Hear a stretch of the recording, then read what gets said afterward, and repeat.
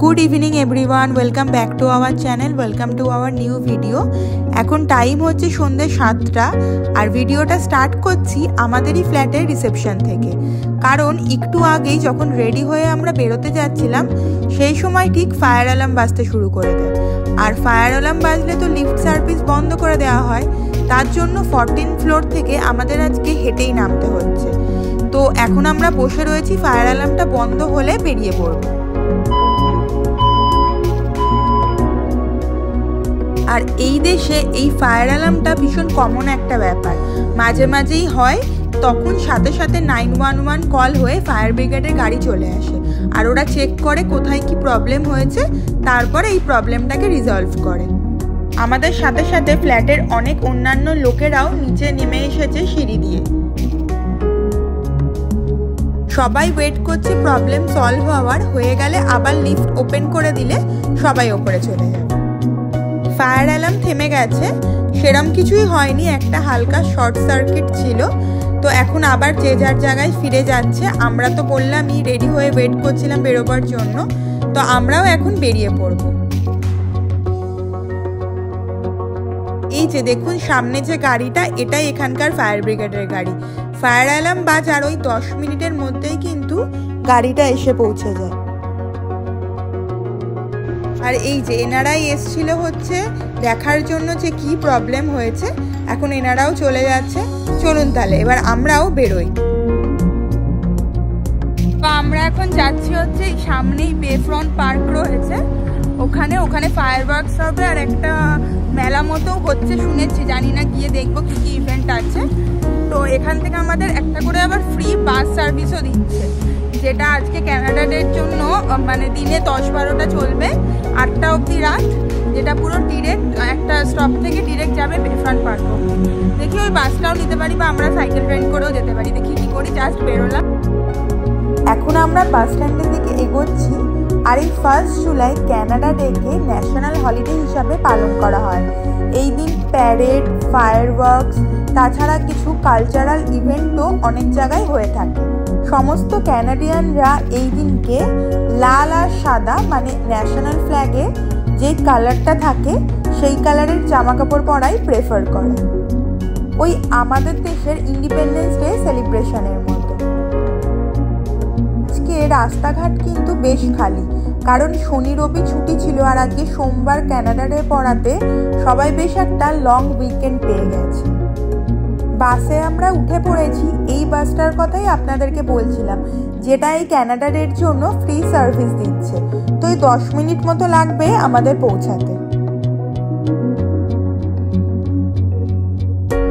বাস থেকে নেমে গেছি আমরা, আর বেশ ভালোই ভিড় এখান থেকেই বোঝা যাচ্ছে।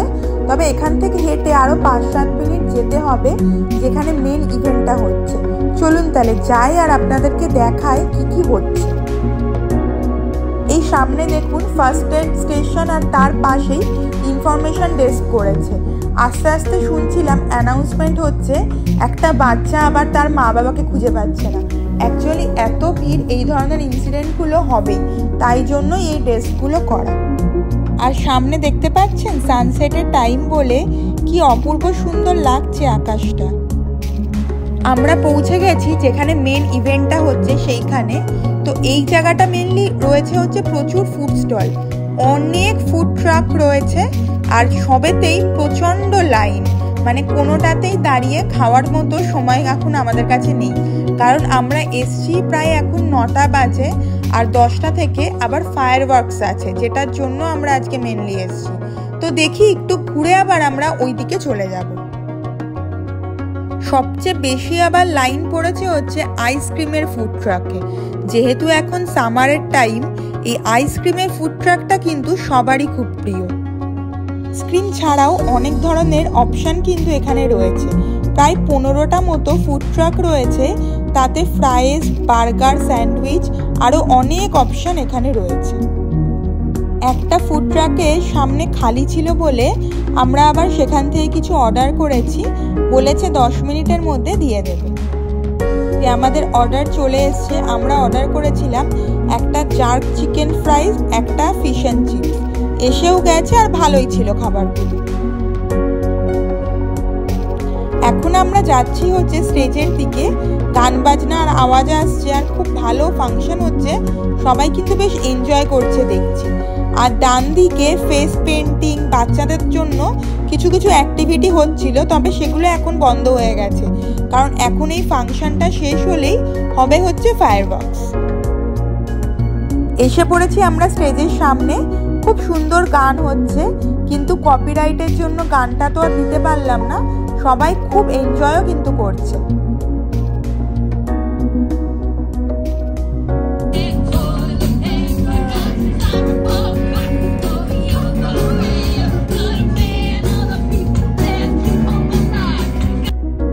ঠিক 10টা বাজে কানাডার ন্যাশনাল অ্যান্থেম দিয়ে প্রোগ্রাম শেষ হলো, আর এইদিকে ফায়ারওয়ার্কসও স্টার্ট হলো।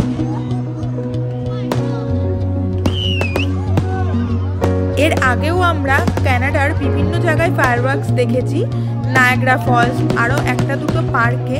তবে সত্যি কথা বলতে ফায়ারওয়ার্কস দেখতে আমি খুবই ভালোবাসি।